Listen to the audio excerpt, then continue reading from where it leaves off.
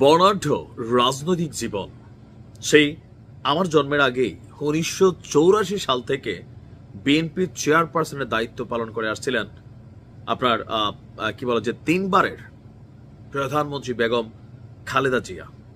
তো বিএনপির যারা ফ্যান ফলোয়ার আছেন, বিএনপির যারা কর্মীরা আছেন, তাদের জন্য একটু মন খারাপের খবর, বাট সিদ্ধান্তটাকে আমি পজিটিভ নেই। সেটা হচ্ছে যে বেগম খালেদা জিয়া রাজনীতিতে আর ফিরছেন না। তথ্য উপাত্ত সহ আপনাদের সামনে দিচ্ছি। তো একটু ব্যাকগ্রাউন্ড থেকে দেখি যে ২০১৮ সালের ৮ই ফেব্রুয়ারি আপনার কারাগারে যাওয়ার পর বেসিক্যালি বেগম খালেদা জিয়ার রাজনৈতিক কর্মকাণ্ডের প্রথম ভাটা পড়ে।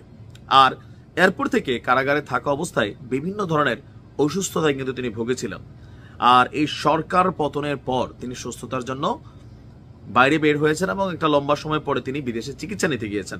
আর এই যে লম্বা সময়টা, বাংলাদেশ থেকে ১৭ বছর জনাব তারেক রহমান দেশের বাইরে ছিলেন কাছাকাছি লেভেলের। তো এই সময়টাতে বেগম খালেদা জিয়ার অনুপস্থিতিতে বিশেষ করে ২০১৮ সালের ৮ই ফেব্রুয়ারি থেকে দলটির হাল ধরেছিলেন লন্ডনে বসে, যুক্তরাজ্যে বসে জনাব তারেক রহমান। আর দলটির তার যে পদ পদবি ভারপ্রাপ্ত চেয়ারম্যান, মানে বেগম খালেদা জিয়ার পরের জায়গাটাই তার।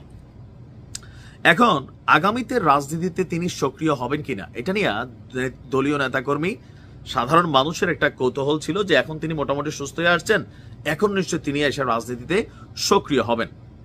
তবে বিএনপির চেয়ারপারসন হিসাবে আগামী দিনে যিনি এই পদটির কর্ণধার জনাব তারেক রহমান, তিনার একটা বক্তব্যে বিষয়টা ক্লিয়ার হয়ে গেছে যে দেশে ফিরলেও দলীয় রাজনীতিতে সরাসরি সক্রিয় হবেন না। আর ভারপ্রাপ্ত চেয়ারম্যান হিসাবে তারেক রহমানই আগের মতন দলটি পরিচালনা করবেন। বয়স, স্বাস্থ্যগত কারণে রাজপথে না থাকলেও দলের প্রয়োজনে ভূমিকা রাখবেন বেগম খালেদা জিয়া। দলটির আভ্যন্তরীণ সূত্রগুলো বলছে বিএনপির অনেক নেতাই ধারণা করেছিলেন চেয়ারপারসন দেশে ফিরে তার গুলশানের অফিসে নিয়মিত বসবেন। তবে সেই সম্ভাবনাকে নাকচ করে দিয়েছেন স্বয়ং তারেক রহমান। লন্ডন সফরে যাওয়া বিভিন্ন নেতাদের সামনে, তারপর জামাতের সামনেও তিনি এই তথ্যটা প্রকাশ করেছেন যে মা এখন বিরতি নিবে আর দলীয় যে রাজনৈতিক কর্মকাণ্ড এগুলা জনাব তারেক রহমান দেখবেন। এবং বর্তমানে দলের chairperson right now Begum Khaleda Zia. আর এই মুহূর্তে তিনি যতক্ষণ আছেন স্বাভাবিক তাকে বিএনপির অভিভাবক হিসাবেই দেখা হয় বা দেখা হবে। তবে শারীরিকভাবে সুস্থ থাকলে আগামী দিনে প্রয়োজনে দলীয় গুরুত্বপূর্ণ কিছু কর্মসূচিতে বেগম খালেদা জিয়ার উপস্থিতি দেখা যেতে পারে। আবার সরাসরি না হলেও প্রযুক্তিকে ব্যবহার করে ভার্চুয়ালি তিনি যুক্ত হতে পারেন। তবে দলটির নেতাকর্মীদের প্রত্যাশা রাজনীতিতে খালেদা জিয়া আবারও সক্রিয় হবেন আর দেশের জন্য তিনি তার ভূমিকা পালন করবেন।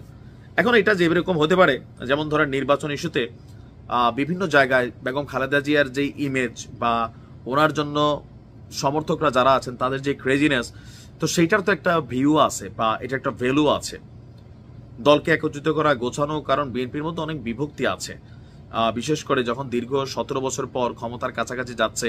সো এরকম প্রয়োজনে দলের ভূমিকা রাখবেন, বাট এছাড়া নাতি নাতনিদের সাথে জীবনের শেষ সময়টুকু তিনি কাটাবেন। আমার মনে হয় যে এটা দরকার আছে। প্রত্যেকটা রাজনৈতিক দলের যারা বয়স্করা আছেন তাদের একটা নির্দিষ্ট বয়সের পর রিটায়ারমেন্টে যাওয়া উচিত। কারণ এই রাজনীতি এক জিনিস, দেখেন ট্রাম্পও এই বুড়া বয়সে কয় আরেকবার করবে। পৃথিবীর প্রত্যেকটা দেশে ক্ষমতার হস্তান্তর কেউ করতে চায় না বা এরকম পদ পদবি থেকেও সরে যেতে চায় না।